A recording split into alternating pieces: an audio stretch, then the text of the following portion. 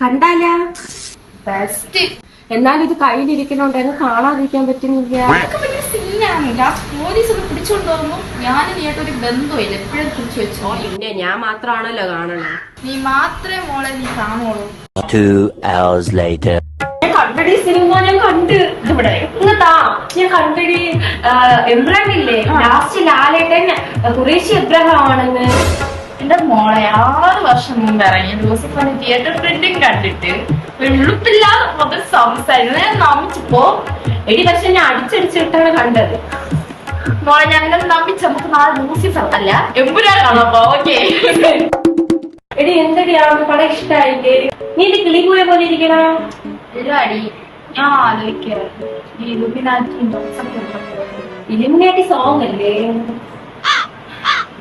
ഒന്നും പറഞ്ഞില്ല മോളെ. വിട്. ആ സാരില്ല പോട്ടെ, നമുക്ക് തേർഡ് പാട്ടെടുക്കാം.